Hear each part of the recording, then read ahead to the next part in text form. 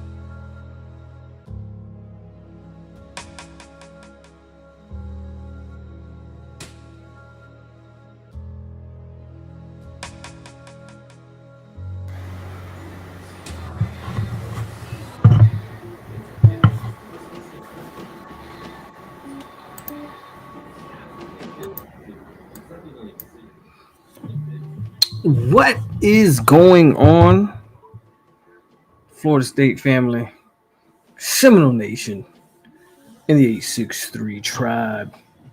It is your boy POLK, a.k.a. a.k.a. the goddamn true. You're on episode 109 of the Hangover. It is, what do we, I don't know. I don't even know what week this is, but we got North Carolina coming up. But that ain't what I want to talk about today. Today, the head coach, he hinted at some stuff this offseason. I will say this. For the first time in a long time, or maybe ever, I feel like FSU's beat actually asked some meaningful questions. And they asked him questions that people, I think, have been waiting to hear. So they asked him about him calling plays. They asked him about potential moves in the offseason. And in just a matter of, what is the potential plan here? And Mike kind of alluded to some things. He, out of his own mouth, said this is one of the most critical, if not the most critical offseason.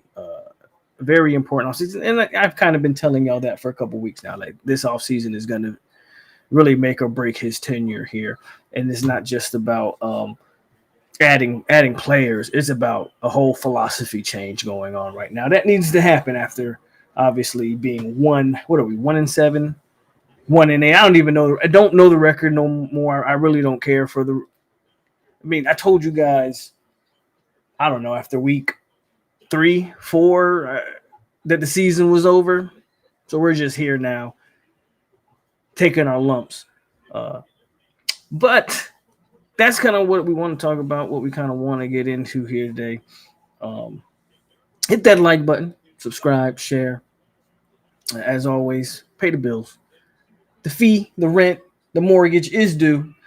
A lot of sports to game.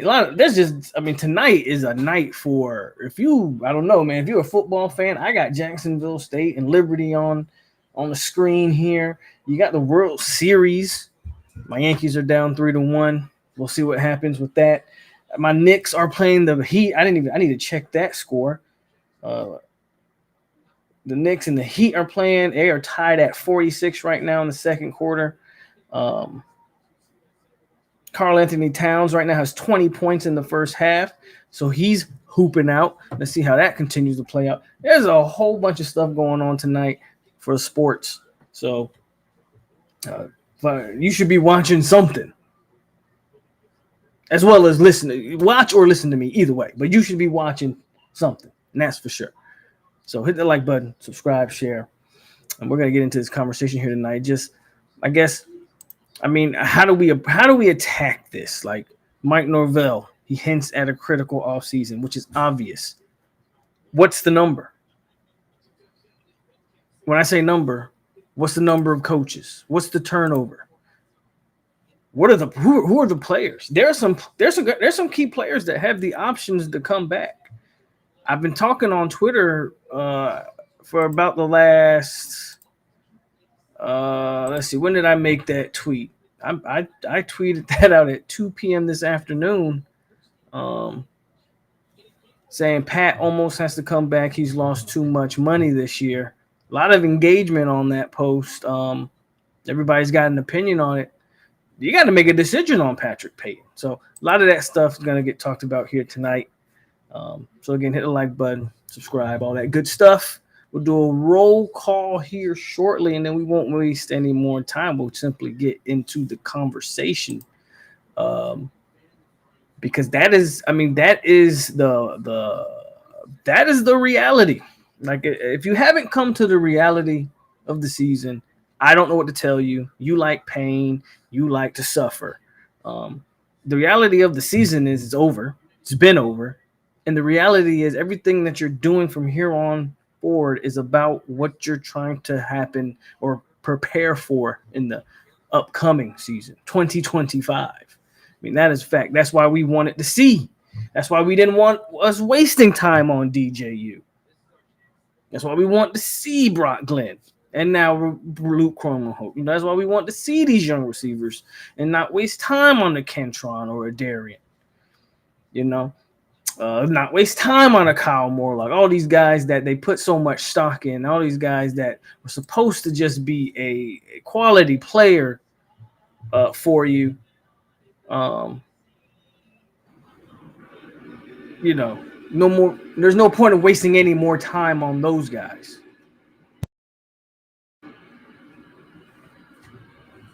Turn that down. No point of wasting any more time on those guys, and we want to now see the future of this program. So let's hit a quick roll call, and then let's just get into it. Get in the chat, and just say what's up. I got Todd Pope in the building, New King, Joe, Brinson, Peter Shields, Jen, Fari, Todd Pope, Caveman, Kusami, Dennis, Surfer Boy, Pistino, Montre, Vitus 33, Lewis, Grand Champion, D. Thompson, LS, KCS, and the almighty Finn. I don't know what the score is on the World Series game, honestly. You can check it.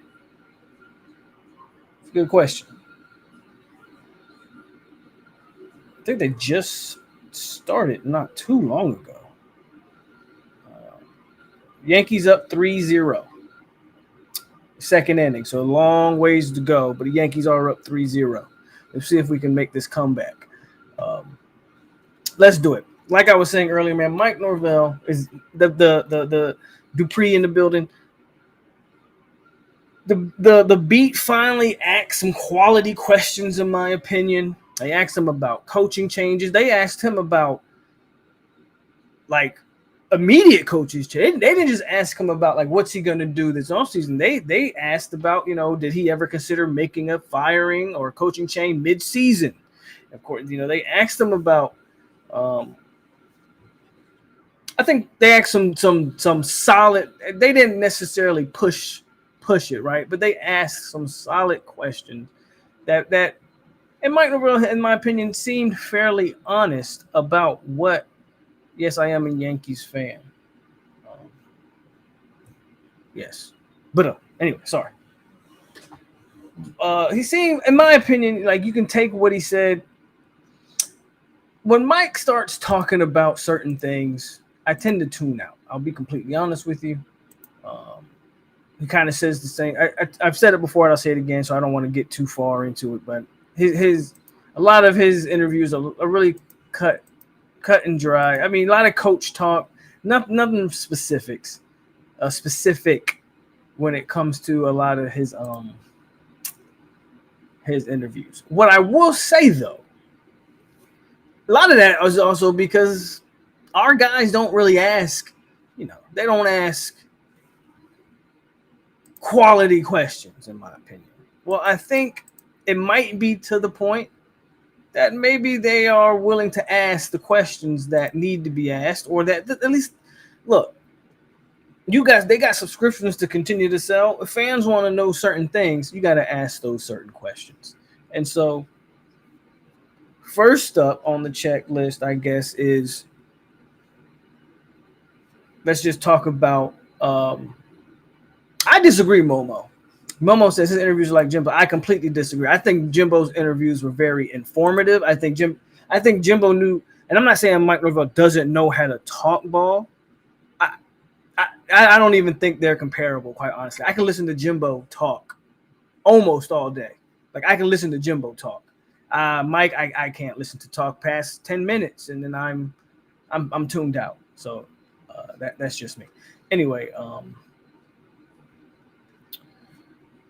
like I was going to say, let's start with, I guess, let's start with mid-season. And people talked about mid-season, why haven't we, and there's some good points made, in my opinion, on why would they haven't maybe fired a coach or two, because you see it around the country now starting.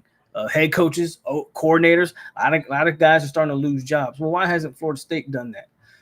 And I have a perspective. I see the other side of that, where people are saying, well, it doesn't really help you. And I agree. Firing a coach tomorrow does what exactly? Doesn't really help you. It definitely doesn't help you win any more games. I mean, that's a struggle in and of itself. But it definitely doesn't help you. My opinion has always been, I agree with that. At some point, which you haven't done, you have to start sending messages. Now, you can argue messages have been sent to players. I mean, the benching of a Kyle Morlock, I definitely think that sends a message. I know they said that they got the injury. For all intents and purposes, I believe DJU was benched. If the roles were reversed with that little thumb injury or whatever that was, and FSU had been 5-1 or whatever the record was at that time, instead of 1-4 or 1-5, a DJU would still be playing football right now. They would tape that thing up and he'd still be playing. For all intents and purposes, DJU was benched. But certain players, I mean, I think you see the diminished role. I don't think I've seen 21 in the last 2 games. I could be wrong. You see the diminished role in some of the receivers. You see diminished role, obviously, kind of across the team where you see the young players. So a message has been sent to the players, where I don't believe the message has been sent to the coaching staff. And that doesn't mean, like, we don't know what goes on behind the scenes. So I don't know. For all I know, Mike Norvell has put everybody into the office and cussed them all out. That doesn't seem like his demeanor. but obviously I don't know. The point is, in my opinion, again, this is my humble opinion, why not, like, who's dead weight coach, just get him at, like, somebody has to be responsible for something. And obviously the man ain't gonna fire himself, and FSU ain't gonna fire a man that they just gave that extension to and now has that type of a buyout.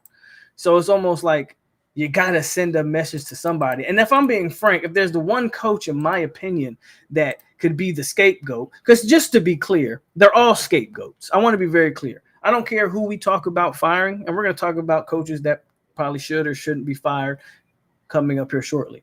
I don't care who you want to talk about, who whether it's Ron Dugans, Alex, you can name every coach on the staff. They're all scapegoats because the head man, I believe, is totally responsible for everything that's transpired here at FSU this year. I believe everything about him seems off, from his sideline demeanor, just everything. Everything about Mike Norvell has seemed completely off this year. So I put all of that blame on his shoulders. We'll see how he responds.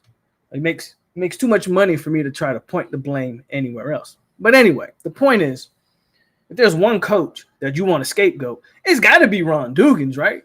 If there's one guy that you could justify a midseason firing, the amount of just some of the drops have been so egregious. Like, I said it in one of the instant reactions. I don't remember if it was the Duke one, but at some point, like, we can say, dude, Ron Dugans can't coach. Ron Dugans can't catch the ball for the players. 100% right. But it ain't just 1, 2, 3.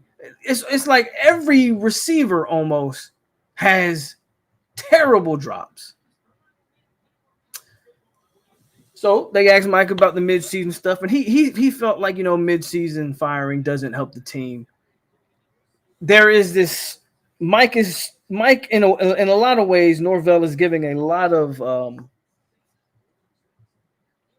He's still making it seem like they're trying to win games, and honestly, I understand that. I understand why. I mean, you at the end of the day, you play to win the games, so he's gonna try to win them. So I think in his eyes, keeping the staff intact is going to help you win games. I mean, FSU currently has no receivers committed. So that, again, is why Ron Dugans is a scapegoat here. Right here. Like, some of them have been like that's 100% true. Not only have we had a bunch of drops, a lot of drops and a lot of critical moments. And then, of course, the recruiting aspect of it. Right now, Dugans don't have a wide receiver committed. He had 3 to start the season. Pretty damn good class. 3 4-stars. Some really good receivers. And now they're all gone. They're all gone. Just like that. Vanished into thin air. I mean, now the tight end out of Nebraska, who I said actually October 5th, you can go check the tweet. I tweeted, if Matt Rule wants him, he's going to get him. And sure enough, the tight end out of Nebraska, Lofton, is now being crystal ball to Nebraska because of course he is. Because of course he is. But we're not on Chris Thompson right now. We're talking about just Dugans. And now he could be the scapegoat here for a midseason firing. That's not going to happen. We're past the midseason at this point. I don't think you're going to get a firing in the near future, obviously. It's just that I think that would be the guy if I was going to sacrifice the guy midseason. Again, just to send a message. And again, I don't know what's being said behind scenes. I'm pretty sure a lot of guys, if they haven't been put on notice, they at least are feeling some type of tension in those meetings, in conversations. Like, there has to be a lot of tension just in that staff alone. Right, so I think a lot of guys know they're gone. I think a few guys anyway. With that said, I do think while we've passed the midseason point, You might see some guys get fired right before the Florida game or immediately after. I think that's going to be the critical point where you see guys getting fired. If you remember, the early signing period has moved up to like early December. I think it's like December 5th or something like that. I don't remember the exact date, but it's early December. Okay.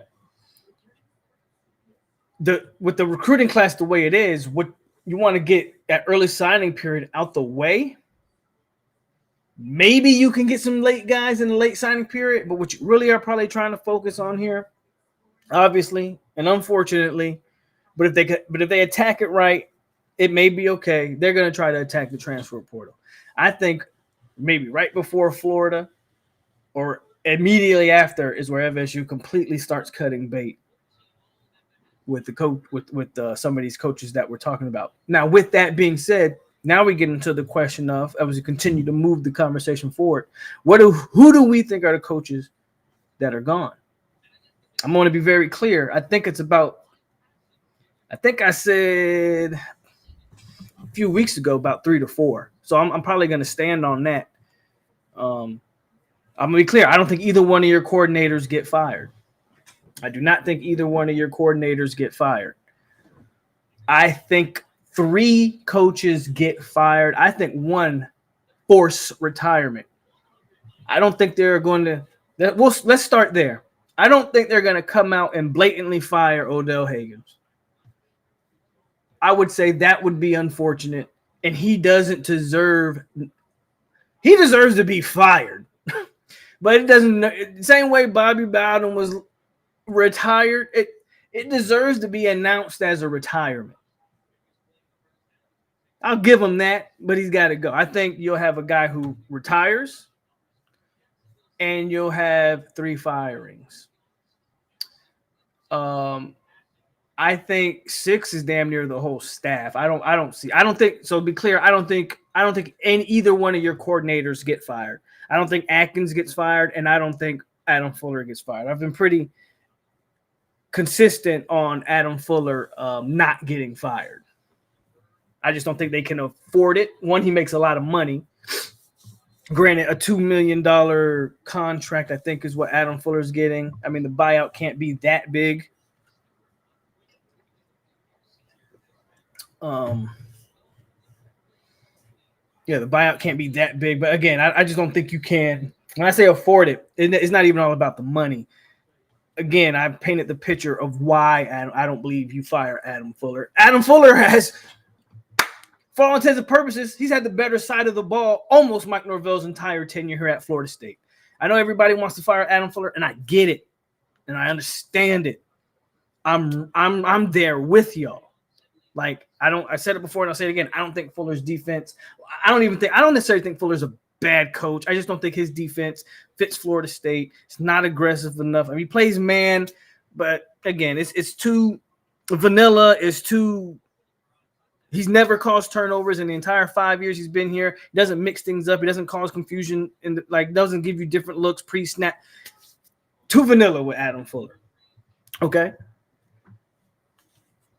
The thing is, again, I think he's safe. I don't think he's going anywhere because at the end of the day, if I'm Adam Fuller, I'm looking at Mark Norvell like, really? Like, really? Like, you gonna fire me? My side of the ball has don't be the only side of the ball that's been consistent. And I don't think Alex Atkins goes anywhere either. So now the question becomes, well, what coaches? Does that mean every other coach is on the chopping block? Well, I would say, so for sure, Randy. Now, maybe someone to hire Randy away. I don't know, but I think you just got to flat out cut bait with Randy Shannon. You're not going to fire the main defensive coordinator. You fire the co-DC. For sure, Randy. For sure, Ron. Now the question is, who's that third guy?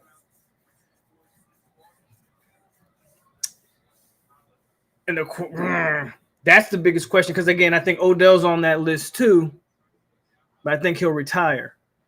Either Odell or JP. I think Odell for sure.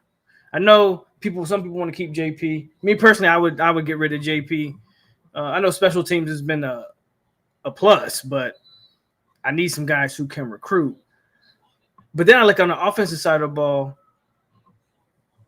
Well, Tokars isn't going anywhere. Mike's not getting rid of him. And I don't think Coach Yak is going anywhere. I don't think Mike's getting rid of him.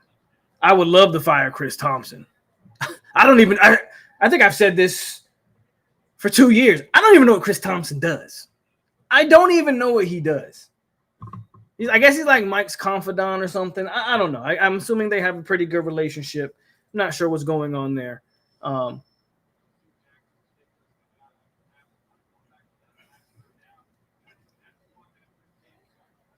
think you got so the question becomes, okay, you got Randy, Odell, Dugans. Assuming it's just 3 to 4. Now, maybe, again, 5 or 6, I think you're kind of pushing it there. 5 would be the absolute max, in my opinion. And again, that would mean then you get rid of Chris Thompson as well as all the other guys. 5 would be the absolute max. 6, I don't foresee them doing 6. So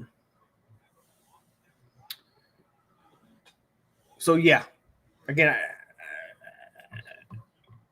let's see, JP, Odell. Basically, you're saying get rid of the whole defensive staff, with the exception of Adam Fuller and Surtain. Now,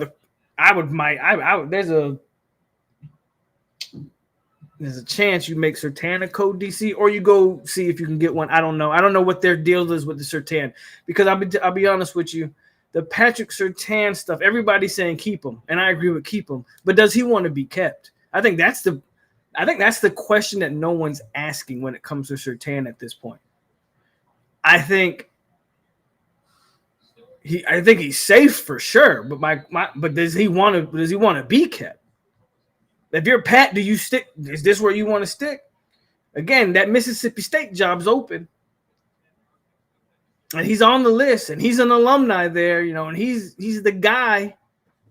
If you're Surtain, do you not go take a head coaching job, or do you continue to work for a defensive coordinator that everybody kind of agrees they don't want?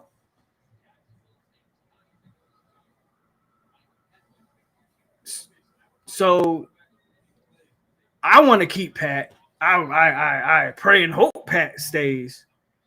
But what do you have to do to get him to stay? Do you promote him to a co-DC? Because again, I don't think you're getting rid of Adam Fuller. And like I've said before, if you do fire Adam Fuller, you're not gonna. I don't believe you're gonna hire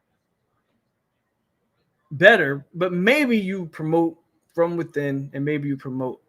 It's going to be interesting to see that Surtain situation. I think is a lot more interesting than people think. I think people are just assuming, we're going to keep Patrick Surtain and fire everybody else on defense, and I'm not so sure it's going to work that way, unless up his pay, promotion, all of that stuff.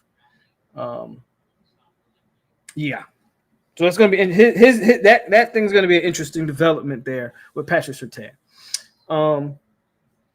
Everybody else can pretty much go. I agree with that.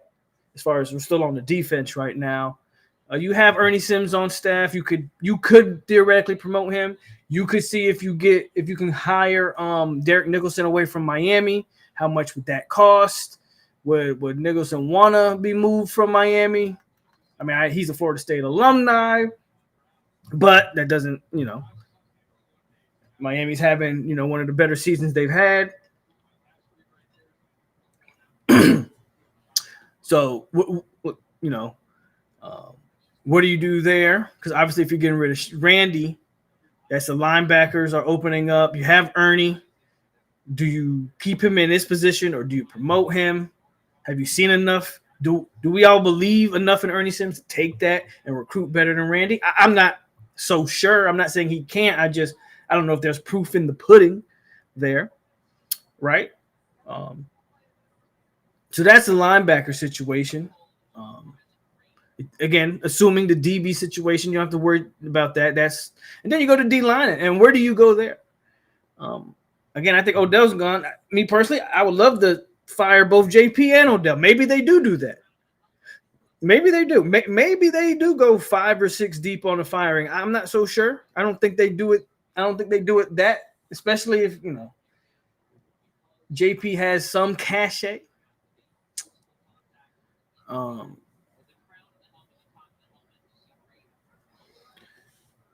where do you go on the defensive line? Obviously, if you're going to replace Odell Higgins, you got to bring in. I think if that's a name, a big time name you're going to bring in, I think it's got to be on that D line. But the question becomes, who is that? But you got to bring in somebody. If you're going to replace Odell Higgins, I definitely think you got to bring in somebody. You might have to bring in somebody with a big name, some big cachet, a guy who can recruit the South. I mean, you got to be able to recruit this Georgia, Florida pipeline when it comes to these defensive linemen. A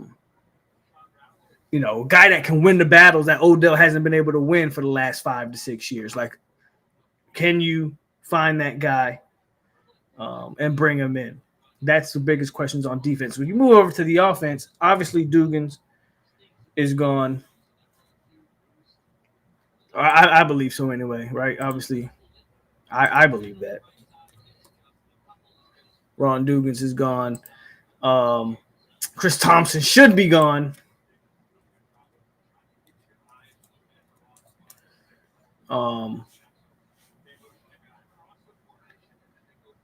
And then maybe that's it. Again, I don't think Atkins – I know people are – I see y'all in the chat and everybody's like, why would you keep Atkins? I get all of that. I think you would do something similar to Atkins, what Ohio State did with Brian Hartline. And they made him an OC, and then they kind of demoted him. I don't know if they officially announced it as a demotion, but they went and hired Chip Kelly. So if that isn't a demotion, I don't know what is. I think they still have him listed as a co-OC, but we know exactly who the offensive coordinator is because you want to keep Brian Hartline for his recruiting prowess. Obviously, I mean, the guy pretty much can get out there and handpick any wide receiver in the country at this point. I'm not saying Alex Atkins is that as turned as an offensive lineman, but what I will say is recruiting never has really been his problem with Alex Atkins. It's getting his players on the field for sure, or development, if we want to call that. Oh, excuse me. And then I think if I'm my thought process, and I'm gonna try to justify why I think you should keep Alex Atkins, and y'all can either agree, or disagree. It is what it is. My argument, first of all, Alex Atkins would be take everybody from Indiana. I hear that. Give me any coach from Indiana, 100%. Shout out to Indiana, man. That's how I know I'm in the twilight zone. These boys are undefeated. They might actually be the best team in the Big Ten. Indiana and Oregon. I think Indiana might be better than Ohio State, personally. That's just me. Anyway, back to the conversation. Let me try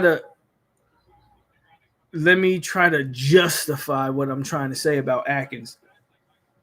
You keep him for his recruiting prowess.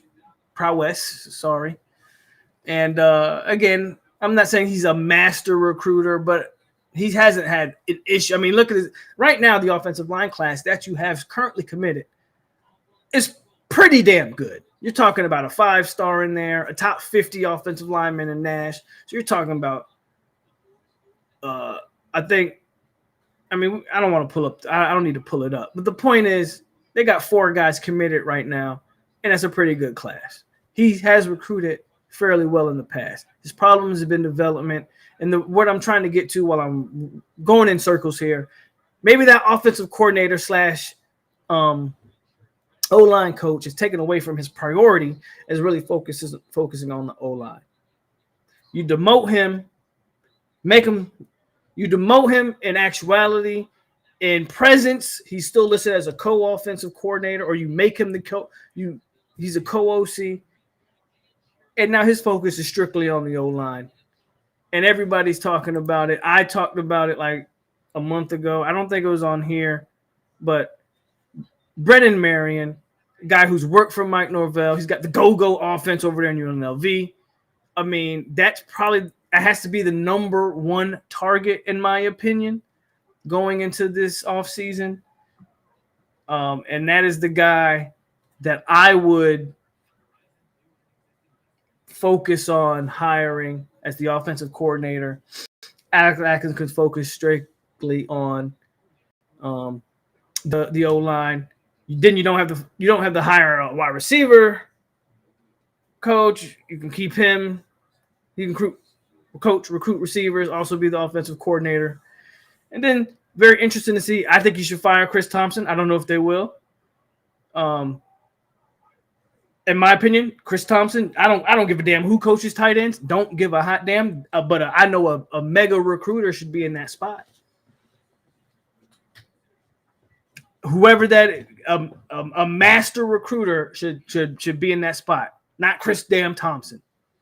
Again, who I don't know what he does. I don't know what he does. So that's how my offensive staff would kind of look. Again, I'm okay with keeping Atkins. I know everybody wants to fire him. But again, player acquisition hasn't been his issue. Development has, and maybe again, being charged with being the offensive coordinator, maybe that is what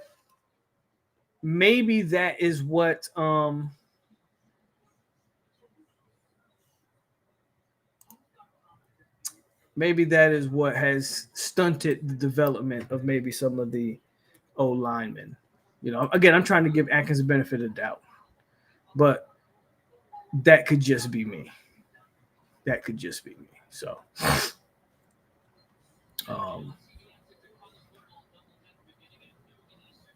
he said, "No, bro, we have the worst O line in the country." I mean, it's bad. I'm not going to sit here and tell you that it's not bad. I'm also going to tell you that, and I get it. Like, it's all about what you've done for me lately. Again, I look at everything in layers. So, yeah, we're the worst O-line in the country this year, but we damn sure weren't the worst O-line in the country last year. Well, I think we had, 2 ACC All-Americans on that O-line last year. And, again, mismanagement across the board. Again, I'm not trying to excuse anything, but mismanagement across the board. Obvious mismanagement on the offensive line. The fact that you guys that you have recruited can't get on the field is a problem. Again, short leash. Because first of all, Atkins is tough because that's another guy that you're paying over $1 million for as an offensive coordinator, right? FSU, when we start talking about that support, they gave their coordinators and their position coaches major salary increases to make them competitive. Remember, Atkins was being rumored as one of the hot coaches coming up. Does this 1 year completely derail his career? I don't quite know about that. I think some of us are being really prisoners of the moment. That's just me. I think a lot of us are being prisoners of the moment. Again, short leash here. I'm more willing to cut bait on a guy that has a track record of being bad. I don't think he has a track record of being bad. I think it's fell off the wheels. He would have a 1 year probation period as far as I'm concerned. If I'm Mike Norvell, Alex Atkins would be on, and we're going to bring in a new OC. We're going to bring in a new scheme. Guys like Lucas Simmons and Armella and Early are still on this roster. Theoretically, we don't know how those things play out in the transfer portal. You're bringing in this O-line class, assuming a guy like Solomon Thomas sticks, which, again, if I was a betting man, I would say he doesn't stick. But we'll see at the end of the day. I'll say this. If Solomon Thomas flips, then absolutely go ahead and fire him. But that's a guy who I think can probably play day one for you. So you might want to try to keep him by all intents and purposes. But all the new things happening on the team. Again, Alex Atkins would be on a short lease, and if that O-line doesn't show improvement, I would tell him the only thing you focus on is that O-line. And if that O-line doesn't improve, then we'll be having this conversation next year, and we'll just say get rid of them. Like, I don't think the O-line doesn't get this is where I'm at with it. You know, again, we can just agree to disagree. The O-line doesn't get drastically better firing Atkins this year and then bringing in, I don't know, whoever you think that they should bring in.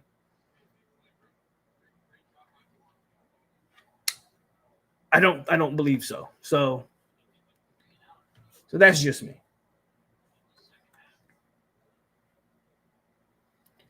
That's just me. So let's see what else y'all talking about here.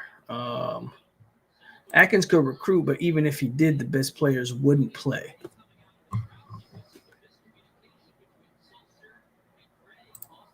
Oh, absolutely it will. I don't think Mike is going to give up play calling. Well, if you want to hire a guy like Brennan, then you probably have to give up play calling. Like Mike Norvell, that's another thing. I'm glad you bring that up, Kenny. That can segue into one of the other topics. They asked Mike Norvell about play calling in that press conference or interview. I don't know, whatever you want to call that. And he said he was open to doing what's best to win football games. And unlike Jimbo Fisher, I believe that. Like, a lot of people had thoughts. Like, a lot of people were pretty sure that Jimbo would never give up play calling, and he showed that at Texas A&M. And it took him all the way to, and he still ends up getting fired, right?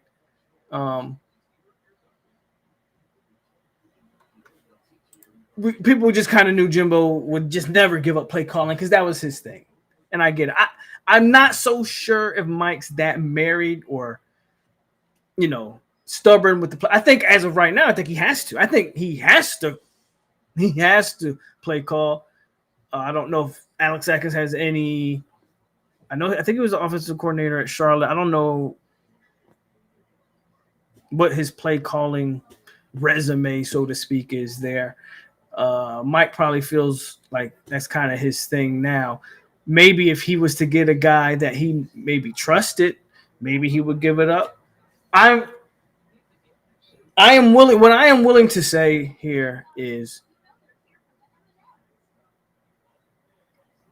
I have to believe that Norvell, who up until this year has been an intelligent individual, has been the coach that doesn't make the same mistake twice, that has shown growth. I have to believe if this year isn't a reality check for that man, then he's going to fail anyway, and he'll be fired in the next couple of years anyway once that buyout gets to a reasonable margin. So knowing that, I have to believe that he wants this job, wants this to be successful for his future, whether that's his future remaining at Florida State or going to the next level or whatever his future entails. I have to believe that man knows that there's certain things that he's going to have to change about the way he operates to make this thing work. We'll see. We will see. Again, I think it's going to be a fun, amazing offseason. I'm way more excited for the offseason than I've been for damn near every game except the Georgia. The only game I've been excited for was the Georgia Tech game, and then that disaster happened, and I haven't been excited for a game since. So I'm way more excited for this offseason than any game I've watched so far this year. Do we really belong? Atkins is taking on legit OC duties. I bet he's 90% O-line, 10% OC. Atkins is trash. I'm not so sure. I don't necessarily know what his duties are. Definitely can't break it down percentage-wise. So, I mean, I don't know. I think that's how my brain works. If you were going to do that, I don't see the point of promoting Atkins other than that title. I think if, like, do we think Kenny Dillingham was 90% whatever and 10% offensive coordinator? I'm not so sure about that. I don't think you pay an offensive line coach $1 million to be 90% O line. Like, there's just a lot of things that go into that. So I don't know if I agree, KC. I don't know if I agree.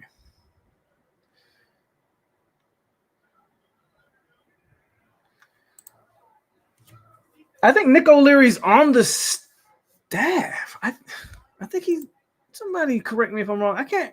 Do I remember Nick? I feel like Nick O'Leary was here or used to be.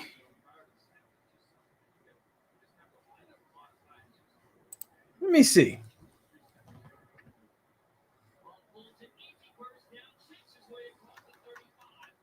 I don't know what he's doing. He was. Yeah. In 2023, he joined Florida State basically as a student assistant coach working with offense. I think he's still here. I would definitely make that guy pull full-time permanent. He can't be any worse than Chris Thompson. Make him a tight end coach. 100%. Bro, nobody's bringing Tim Brewster. I don't know if you Brewster's been done for a long time. Nobody's thinking about Tim Brewster, bro.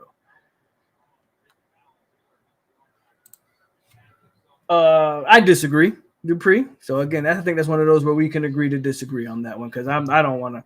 Of course, Jordan Travis make a difference because I believe offensive line, quarterbacks make your O-line better anyway. Not only just from scrambling, but just knowing what he's looking at, calling the right checks and reads. So the guys don't make the All-American by just because the quarterback was better. So I don't necessarily agree with that. That O-line had different players on it, or some different players.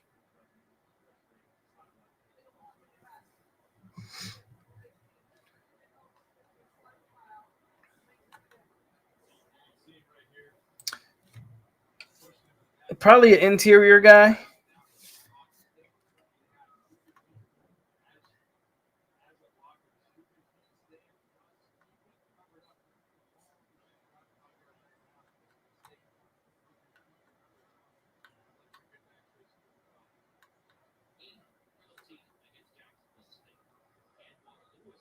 O'Leary helped develop Johnny.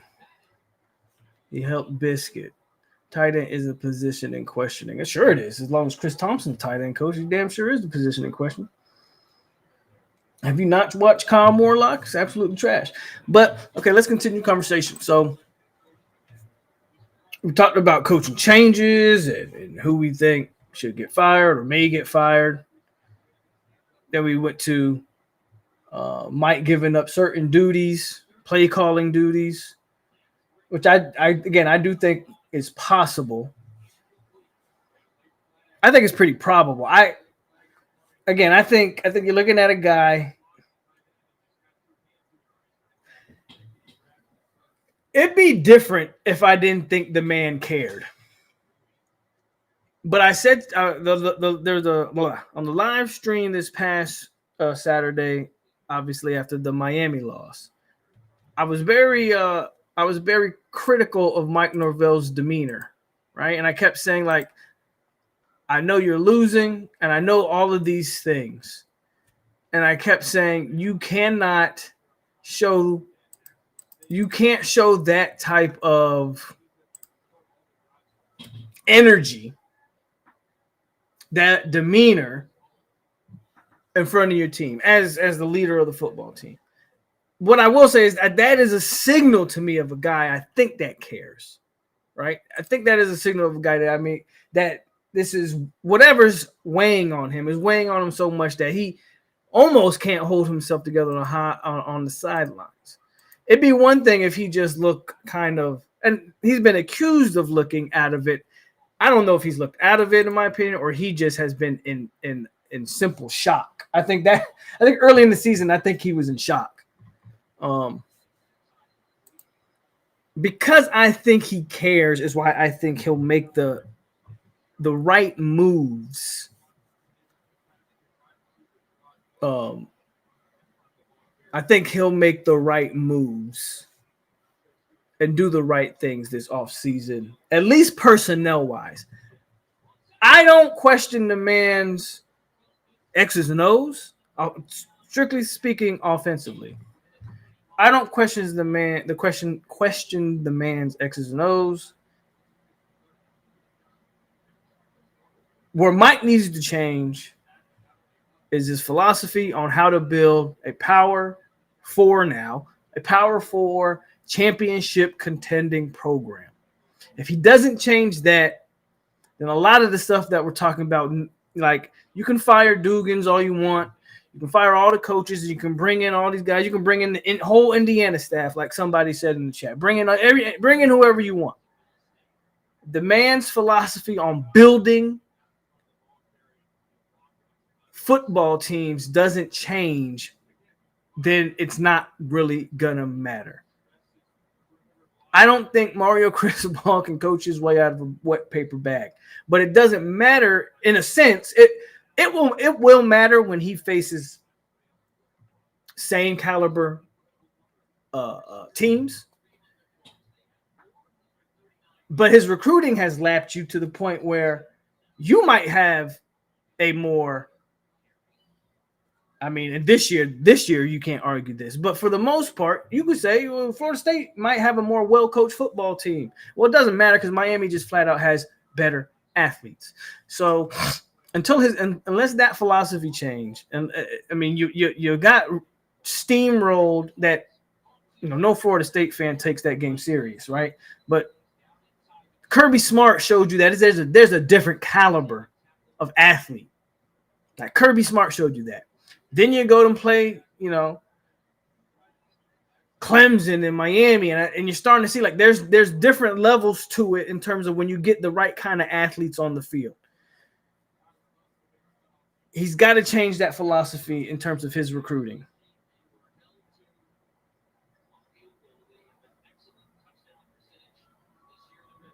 He has to change that philosophy.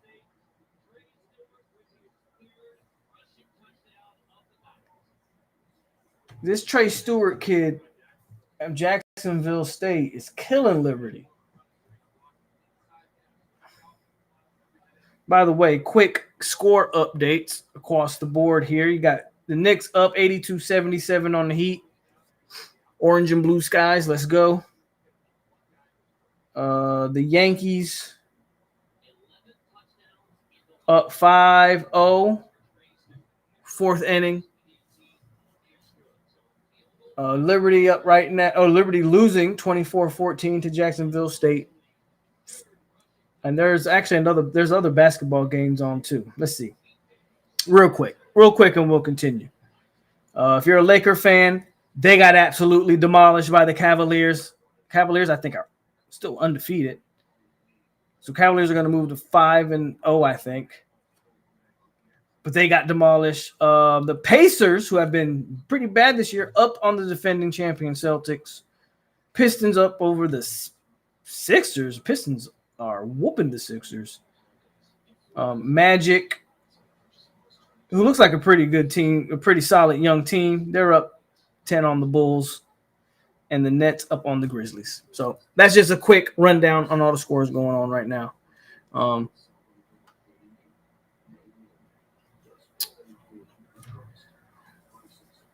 So that is, again, that's kind of the critical things going on this offseason. And then, lastly is, well, not lastly, but we've talked about the staff. Now let's go to the kind of like on the field stuff, because that stuff matters, right? On the field matters. FSU's got to make interesting decisions. By the way, hit the like button for me, please, as we continue to talk about the critical stuff that's going on in this offseason. But now the critical stuff in terms of the players. There's certain guys that are gonna have to be like, okay, so let's just start with the guy I mentioned at the beginning of the last year, Patrick Payton.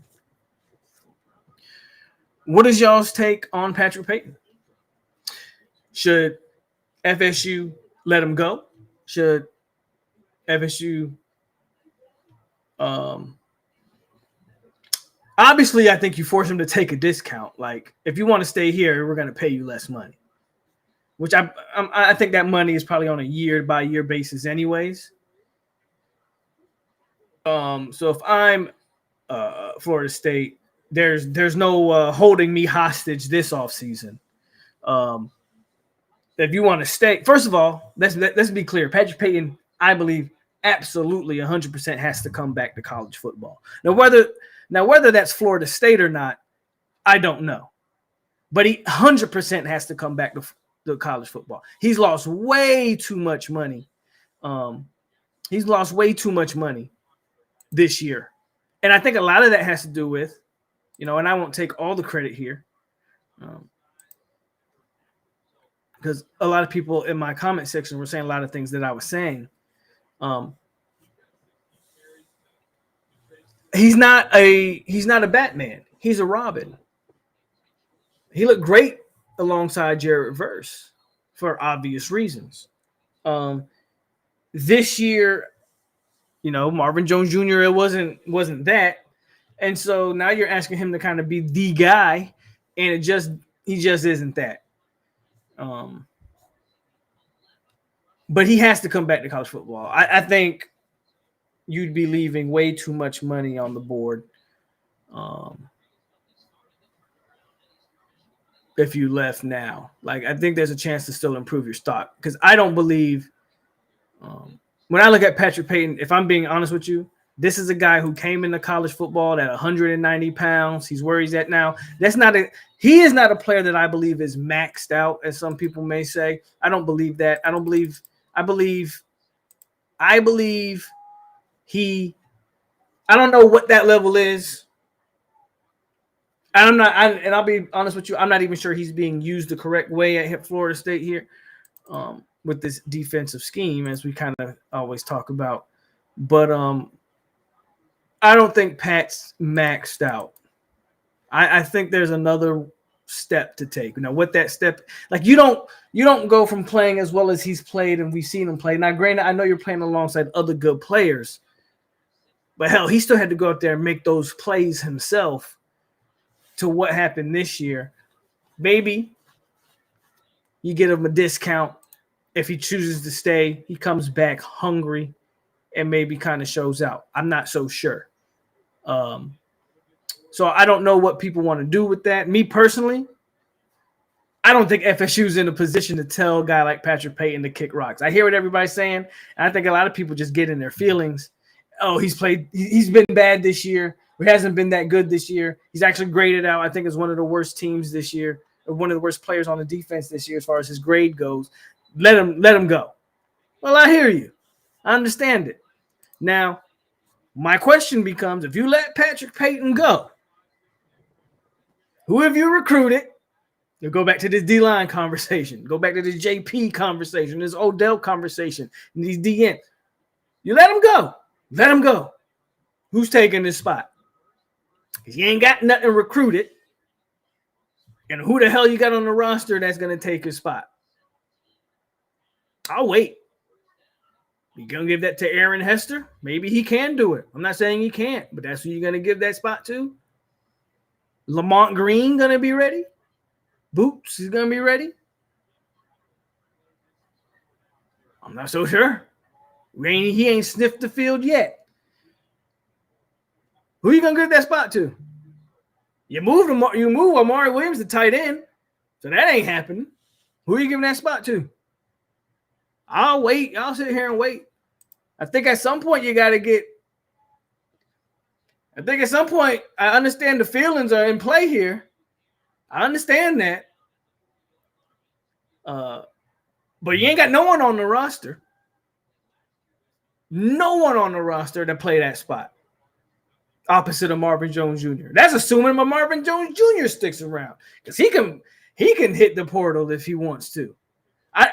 My issue is I don't believe FSU is in a position to where we can say Patrick is one of the reasons why they allowed Patrick Payton, where they allowed Daryl Jackson, and they allowed Joshua Farmer to kind of hold them hostage, because they're recruiting so badly. They were not in a position to say, well, you know what? Go make your money elsewhere. We got some young dogs waiting in the kennel over here to be let off the leash. Unfortunately, we ain't even got poodles waiting to be left off the leash because they ain't recruited nothing. So do you want to go get a portal guy who has to learn this whole new defense? Is that what you want to do? Or do you want to keep Pat and continue to try to grow with that? Because people saying, oh, he playing trash this year. Well, what about the previous 2 years? I know we're letting this 1 year define everybody. And in a lot of ways, it's unfair to define this 1 year to define the entire football team. I get y'all that Pat hasn't been great, but damn, I don't think FSU's in a position to tell Patrick Payton.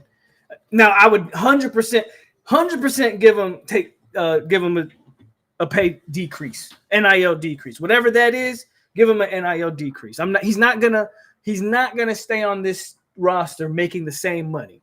That is 100% a fact. And if he can't handle that, then by all means, you wish him well. I'm definitely not saying let Patrick Payton hold you hostage for more money. 100% not. I'm just saying if he's willing to take that pay cut, damn it, y'all, they might want to think about keeping him. It's not like this is a guy who hasn't had any production at the college level. Patrick Payton is a guy who's had plenty of production at this level. And if we can all agree that Patrick Payton isn't a Batman, he's more of a Robin, maybe Marvin Jones stays, but maybe you go get a more polished guy, a guy that maybe you can find another Jared Verse. I mean, that's not something that you probably should be trying to bank on every single offseason. But the fact is FSU's going to have to go to the portal this offseason. So maybe you can find a sure thing out of the transfer portal and pair him with Pat, where we know he excels in those situations. I just think telling him to kick rocks is super risky, but it is what it is there. I want to spend a lot of time on Pat because I just want to know where everybody's head at, because that's just one of the guys on the. But there's other guys who have opportunities to stay or go. Right? It's not just Patrick Payton. There's other players on this team. I'm trying to think of some. I mean, a guy like AZ. Where's his draft stock at? I'm not so sure.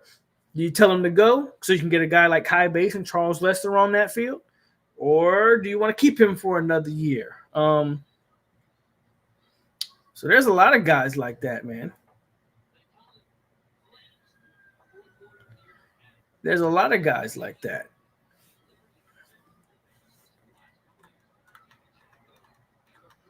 They're gonna have interesting decisions to talk about. Not only bringing guys in, but who do you let go? Who do you let go? Just see, what's your thoughts on Patrick Payton? The priest says, let him go. He doesn't have a motor. Well, he hasn't played with a good motor this year, but again, I think we're using this year. Did the other 2 years he not have a motor either? Did he just lollygag his way into 18? You would have had a pick six. But did the other 2 years he just lollygag his way into 7-8 sacks or whatever it was? Gotta go recruit. Oh yeah. Well, unfortunately, that's the problem, right? They haven't recruited over him. So that's something that you should have been working on the previous 2-3 years. You haven't recruited over him, so there's no one to. If there was someone in the weeds, again, I'd be 100%. Yeah, let him go. Let him go unless you get a new coach. He's not good at stopping the run, bro. Well, that's just one part of the game.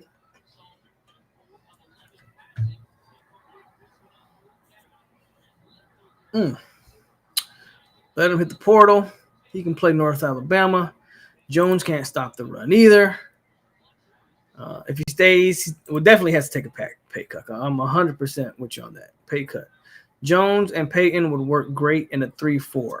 You think so? Standing them up Marvin Jones was already playing a 3-4 at Georgia, and that didn't look great for him. So I don't know if I agree with that, Momo. We've already seen Marvin Jones in that system. He's actually had more success in an FSU system in terms of pressures.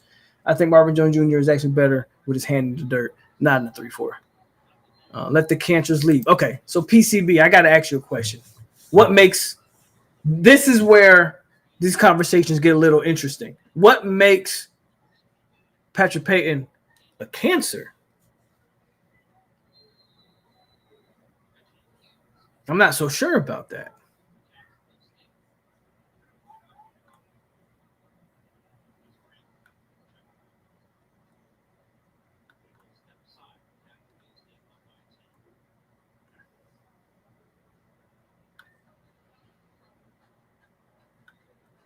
No offense, I feel like Norvell needs to set the standard. The recruits will eventually come. Every program had to set a standard, which leads to the wins, which leads to the recruit. Norvell skip to the wins.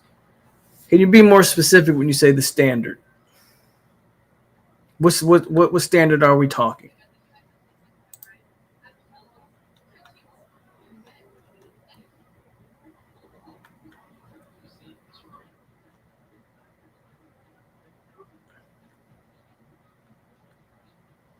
I honestly believe he should take less money if he wants. Now, again, I don't. That's something I 100% agree with anybody that's saying that. If he wants to stay at Florida State, you definitely should take more money. And again, I'm not saying FSU should keep him if he wants to continue getting paid, right? Because I think FSU's two highest NIL deals this offseason, I believe, were DJU and Patrick Payton. Definitely top 5. No way you continue to pay him that level. So he's either going to go pro, where you're going to fall you're going to fall. Your tape's not good enough, and I don't know what you'll test out as. So you're either going to go pro, where I don't believe that's a good decision. You're going to come back, but you're going to have to hit the portal. Who knows where you end up? Or if you want to stay at Florida State. Like last year, he had all the chips. He had a great season alongside Jared Verse. A lot of teams wanted him. They were willing to pay. FSU ponied up the money to keep him, which was a smart move at that point because you still thought Patrick Payton was ascending. Now you're just hoping to keep a guy, as far as I'm concerned. Again, I would keep him if you're willing to take more money because, frankly, you don't have the bodies on the D-line. And FSU isn't in a position to tell defensive linemen to kick rocks.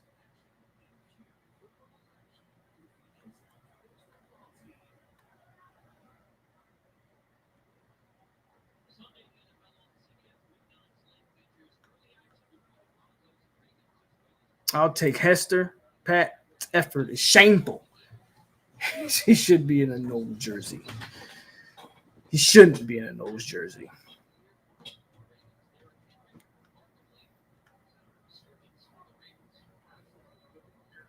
He ain't taking no decrease. Well, then he can leave. He'll have no choice.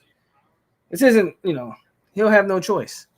He'll have no choice, or then he will hit the portal, which at that point, again, I completely – if he's not willing to take the decrease, then 100% you got to let him go. But you're going to have to attack again. We're attacking the portal very hard. And I guess you use that money to get you, one of those top-tier defensive ends.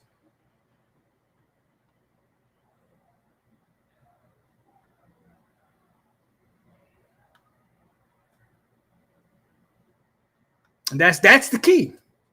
That's the key. I think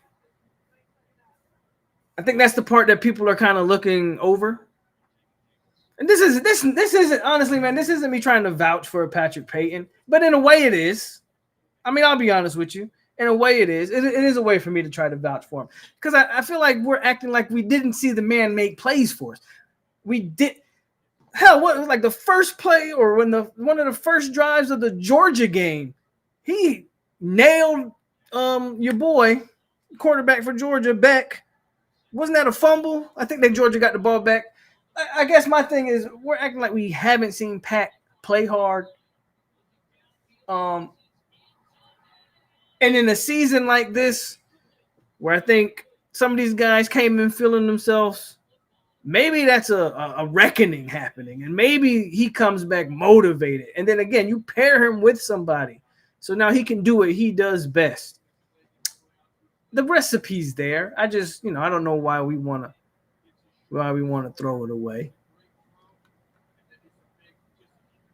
But I understand, right? Everybody is, AZ needs this. Hussey doesn't tackle. EJ should be a starter next year. So anyway, who's my biggest bust of this year, player or coach? Well, those are two different categories. Coach is the head coach. Mike Norvell's the biggest bust after being the coach of the year, literally, last year. He won multiple coach of the year awards. He's the biggest bust.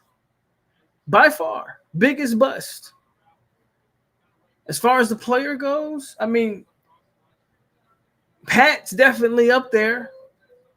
I won't say DJ because I never expected DJ to be great. Darius Washington might be a bigger bust than Patrick Payton, if I'm being quite honest with you. I don't know what happened. If there's one guy that I thought was going to be, I don't know what the hell happened to Darius Washington, man. I can't answer that question for you. I don't know what happened to Darius. I thought Darius was going to anchor that offensive line. I don't know what the hell happened. Shaheem has been bad, but he's a safety. I can't put a safety over a left tackle.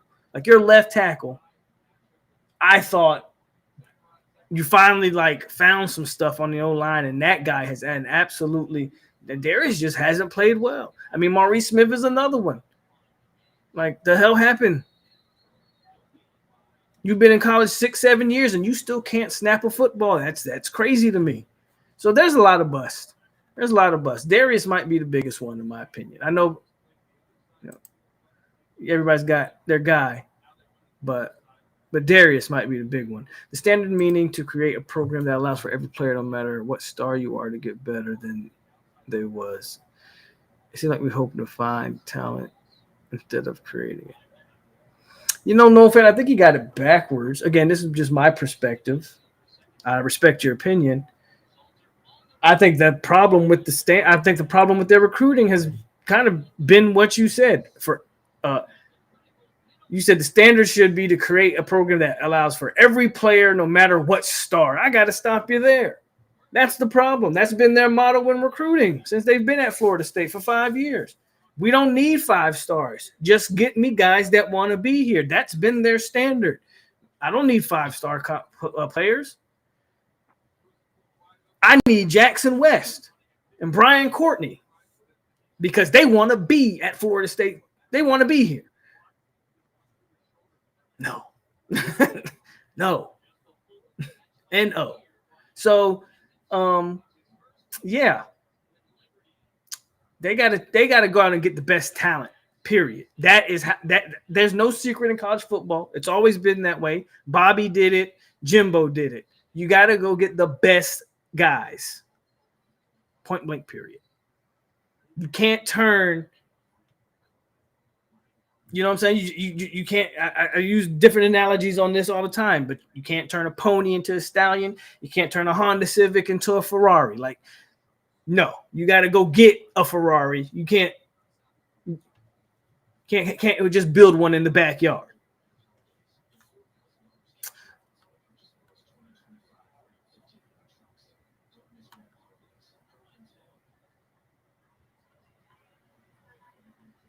All of our fifth-year seniors, I'm with you there. See, I agree with that. All the guys that FSU depended on, I see Shaheem Brown, Darius Washington, Maurice Smith. All the guys FSU was depending on this offseason. Guys that have been here, absolutely abysmal. I agree. I said that after the game. I thought Earl Little looked a lot more natural at that safety position, a lot more comfortable. I hope they continue to play him there. Earl Little is very reminiscent of Jamie Robinson. If you remember when Jamie came to Florida State from South Carolina, they initially tried him at nickel and it didn't work. He didn't look – he looked almost exactly like Earl Little looked early in the season. The difference was they didn't wait 8 games to make that transition with Jamie. I believe that move was maybe made at the 4th or 5th game. They moved Jamie to safety, and the rest is pretty much history. He was Jamie Robinson's tenure at FSU. He's arguably the best safety in the ACC. I don't think anybody would argue that. Hopefully that continues with Earl Little, because he looks very natural at that position, in my opinion. That he should be that type of player going forward. I agree with that, Dupree, 100%. Yeah, Maurice has to go. I don't know who the center is going to be next year, but Maurice has to go.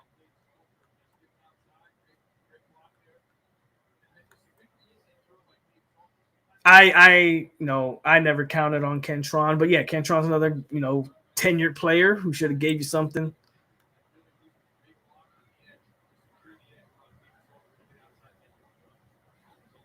Yeah, Edwin for sure. Edwin for sure is more in tune with that nickel position. So, to kind of close up the conversation here, and then if you guys want to ask more questions in the chat, I'll stay on a little longer. I thought it was a pretty good conversation tonight, but to close it up, the player acquisition, we won't know that right now because I have no idea who's hitting the portal. Obviously, we're going to have there's going to be some big names. I hope and expect FSU to have to be involved in every big name that hits because, damn it, you have to if you're trying to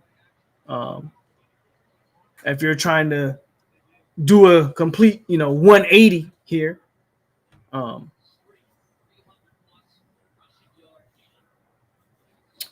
But the players that you are going to move on from, and just not even the guys you're going to move on from. I mean, let's be honest. There are going to be guys on this roster who you don't want to lose that I believe will look at the situation and go, yeah, the hell, I did not sign up for a 1-win team or however, a 2-win team or a 3-win team. Like that's going to happen. That is going to happen. It's going to be interesting how you deal with that. And that's how we'll kind of finish it up on that end. Like, what are some players that you don't want to lose that you may very well lose? Do I think Peter Warwick would coach? I don't think Peter Warwick wants to or has any desire to coach. Like, it's been 20 years since the last time Dub played football. He would have been coaching by now. So I'm not sure if that's something he even wants to do. But yeah, who are some of the guys that we may very well lose that you don't want to? Well, I don't agree with this, but I would agree that these are guys that you probably don't want to lose. I know people are giving Hakeem a hard time. And deservedly so. But I just think it's extremely hard. It's extremely hard to be a wide receiver on this football team right now. And I said it before and I'll say it again, it's extremely hard. Other than the drops, it's hard for me to just say these wide receivers suck. And guys like Keem and some of these other guys, I don't believe all of the mishaps are their fault as far as the receivers go. You want to keep a guy like Keem because you want to get him in a new system. Because I watch a lot of college football, and it's crazy to me how every other team in the country can get their receivers involved. I believe FSU has athletes at receiver and that we can get guys involved. I just need a coach that can do it. So you want to keep Keem, and obviously you want to keep Charles Lester. Now, as far as you saying definitively that they're leaving, I think, are you FSU fan? Or that's, I don't. But you will have guys that, again, you don't want to leave that will leave. That's for sure. But I wouldn't say, I hope not.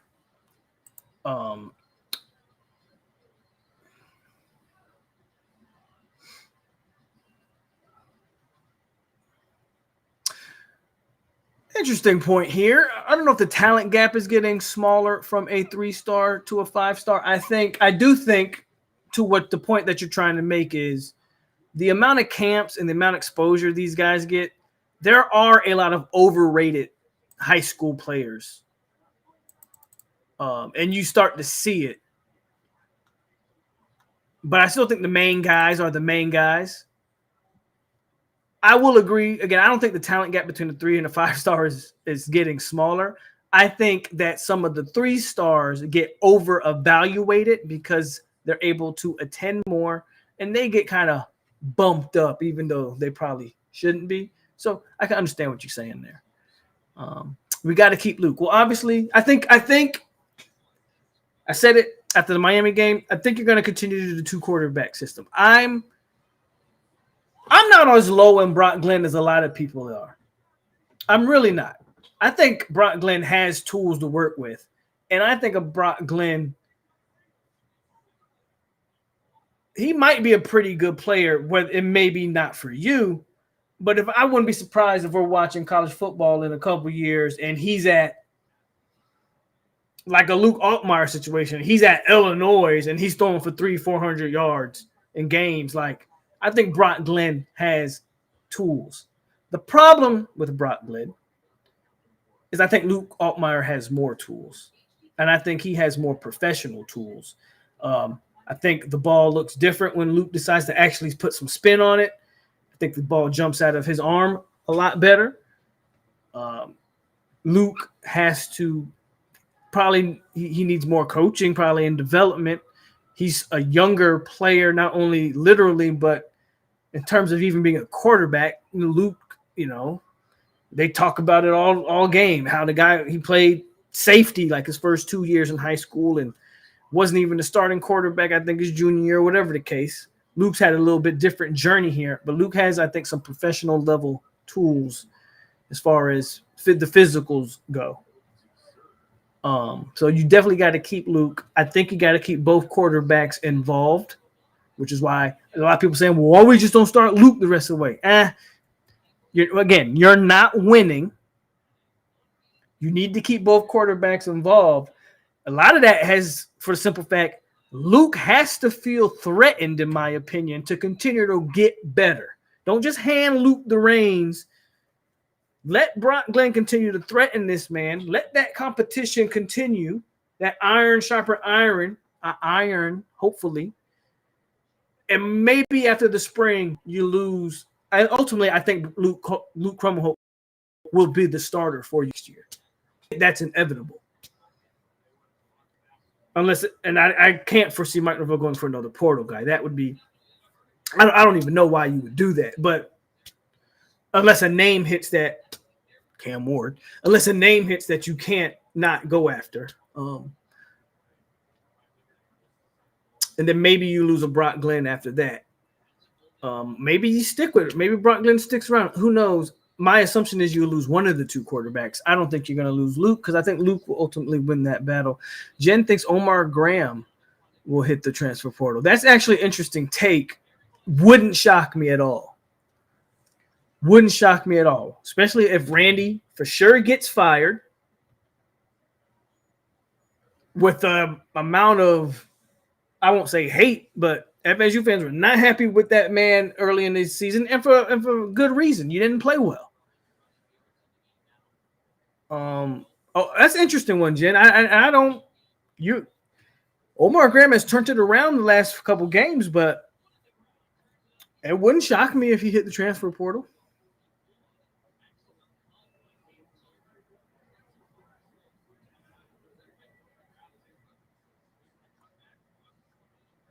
I'm not done with Hakeem, but I feel like some fans are.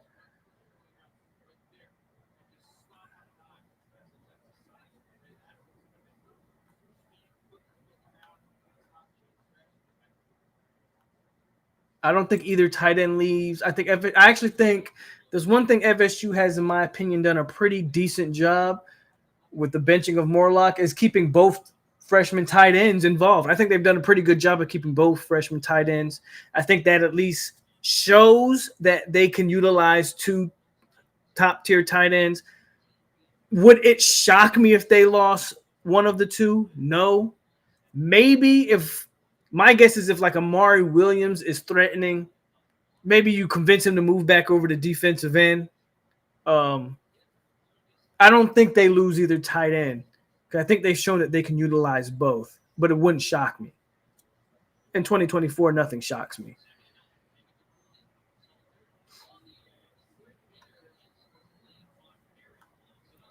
Hussey, Graham, and Shaheem is a senior, so he's leaving anyway. Shaheem's not staying. Shaheem's not going to the portal unless he's got another year eligibility because of COVID. But Shaheem's a senior. Conrad, and with the emergence of Earl Little and Kirkland has played a lot better than Conrad Hussey. I could see Conrad Hussey hitting the portal. That's not a bad pick right there. A guy that nobody's naming, and is a guy that we're not going to see this year, but a guy from South Florida that I have a feeling. But Jamari Howard, the freshman, that might be a guy to keep on your radar as far as transfer portal goes. It might be a guy to keep on your radar.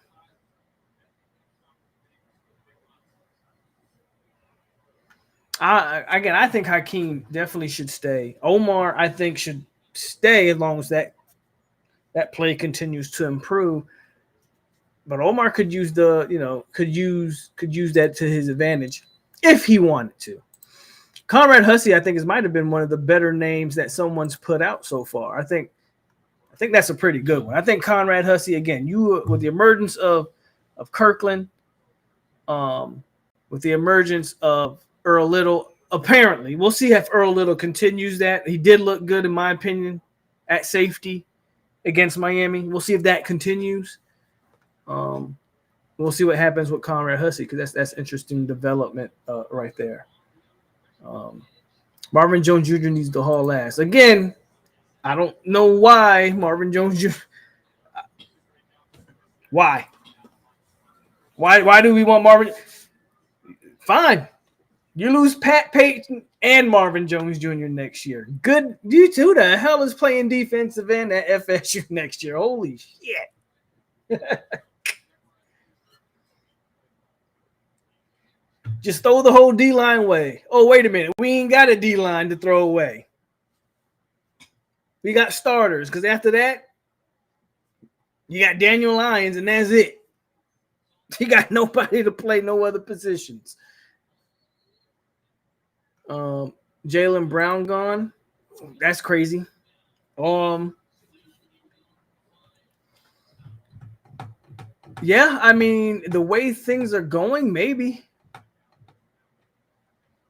If you think that guys like B.J. Gibson and Elijah Moore and some of these other LaWayne McCoy get on the field, I think FSU needs to keep a guy like Jaylen Brown because you need. By the way, the World Series is tied. FSU. The Yankees were up 5-0, and now they're tied 5-5. Jesus. I would keep Jaylen Brown personally. You need that speed. You need a burner. I understand that you have some young receivers, but I'm keeping Jaylen Brown. That's me.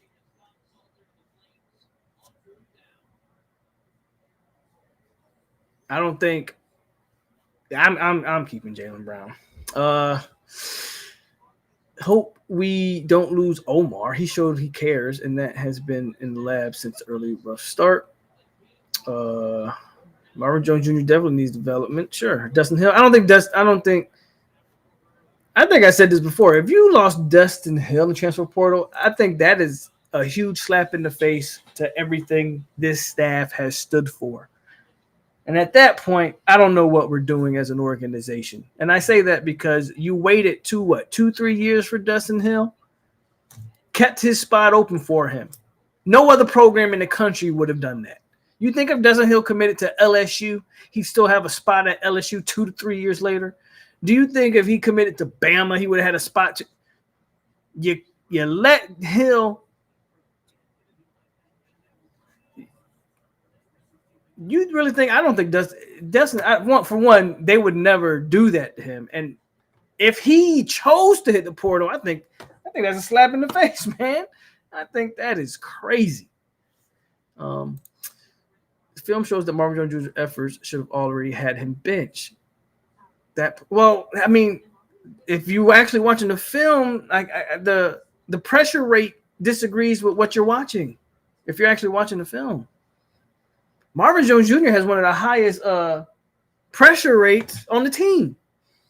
Now, he's not getting home on those pressures, but he has a very high pressure rate, so he can't be playing with no effort. Some of the criticisms on you guys' defensive line assessments are off. They're a little off. Marvin Jones Jr. is grading out way better than Pat is. And again, I haven't been completely happy with Marvin Jones Jr. this year either, but I'm just saying, like, football is so weird now. We are so quick to give up on players.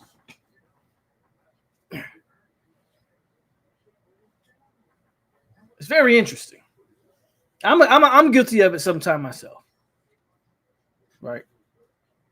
Even though I think it's emotions talking sometimes, you know, I'm guilty of being like, "Yo, get this guy out of here." But ultimately, when I just want to talk about, like, right now, we're at the point where we're just talking about building a roster for next year and guys that we might want to see go, guys that we don't like.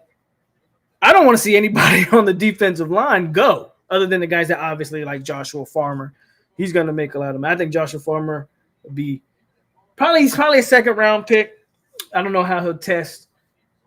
Well, he'll have the film to back up his play. I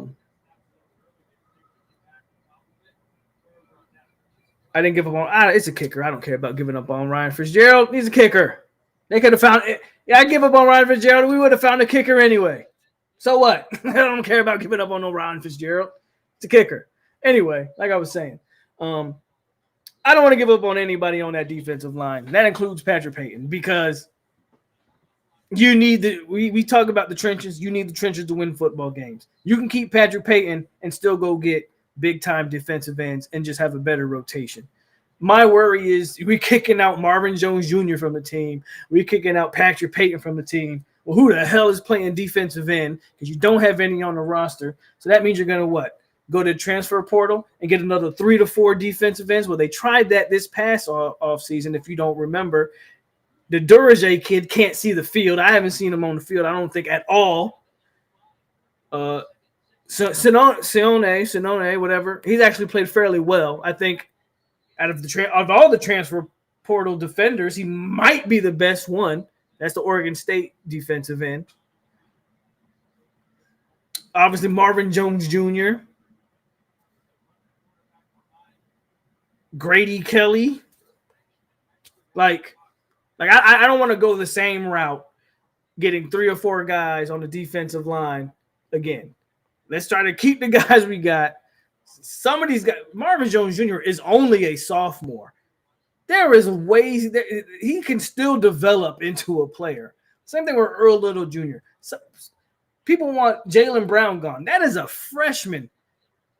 I get it. We are one, and it doesn't even matter. You've won 1 game all year. Terrible season. The worst FSU season in 100 years. Got it. I'm there with you.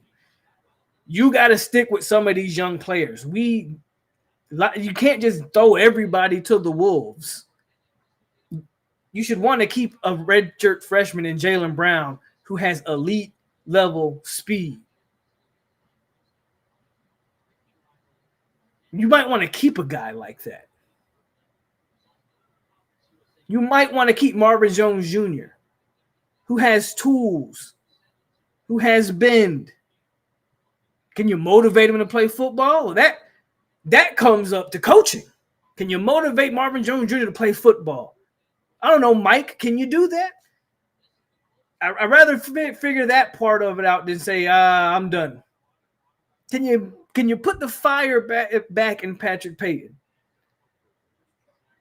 I said this before, and I'll close up on this because it's about time to get out of here. I am done criticizing these players. I know that's what we like to do. Get out of here, Pat. Get out of here, this guy. Get out of here, that guy. At the end of the day, everything comes to this coaching staff, and you have to get these guys on the same page to play football, and that has not happened this year. And everything, in my opinion, falls on the entire staff and the head man for that. If Patrick Payton isn't playing with enough of a motor, if he isn't playing with enough of an attitude, well, why the hell is the coach allowing him to do that? Because we've seen previous years him play with a motor, with an attitude. So that's what I need. That's what I need. There are guys that are obviously going to leave the program, but I am definitely not trying to throw everybody to the wolves. There are certain guys that sure, good riddance, and there's definitely, especially on the offensive and defensive lines, like if I want to keep as many guys as possible. That's just me. But as always, y'all, I'm gonna get up out of here. I think it's definitely that. Like we want Jaylen Brown gone. I don't understand. Like we want to get rid of freshmen, and we got to grow, man. You gotta develop these players. Got to develop these guys. Now, if you're telling me a senior, yeah, you can see a senior can kick rocks. But some of these young guys, man, you definitely want to keep around. But let's read a couple more and then I'll get up out of here.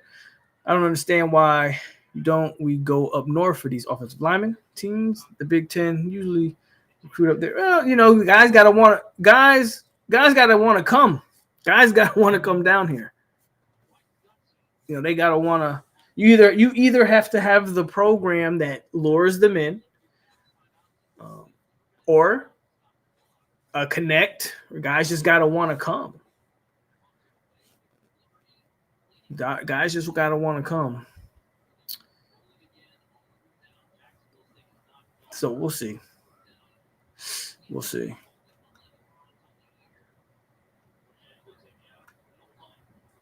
Antonio says you have to have some type of foundation to build on. Getting rid of everyone will not help, especially the young guys. Jaylen Brown is still a young guy. Like, especially the young guys. Well, Chad, if we have the conversation next season, then it just tells you that all the offseason moves, the change of the staff, which I do think is inevitable, and just say that none of that worked. And then we already know what the problem is and who the problem is. So if we're having the same conversation next year, then what are we discussing? Well, we're discussing one thing, and we're discussing the common denominator. You know who that is. Do I need to say it? What's up, Jerg?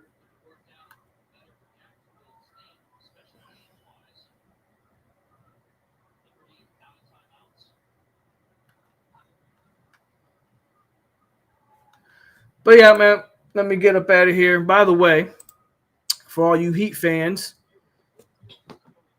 you can get 2 of these. Matter of fact, Jerg and Henry. Jerg, ain't you a Heat? Yeah, you can get 2 of these.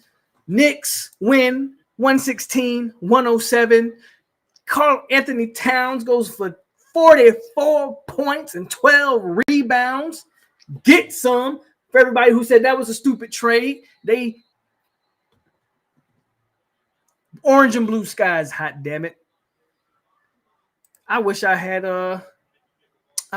my video on here. I would play it. You know what? I gotta find it now. Now I gotta find this video because I have to. I gotta find a video for y'all. So you Miami Heat fans, you suck, and nobody cares about you. And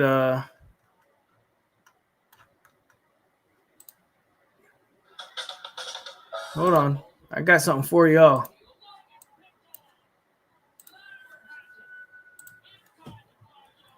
And I'm gonna get up out of here. Got this for you guys, and I'm gonna get up out of here.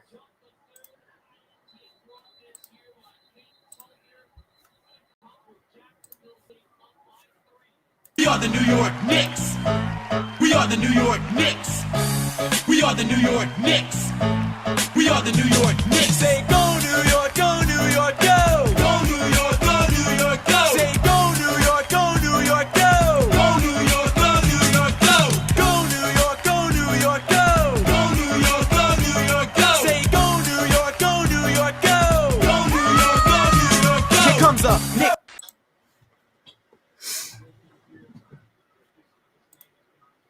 Christmas time, December.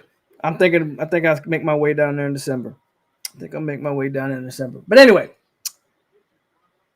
in all serious, guys, good conversation tonight. I'm gonna get up out of here.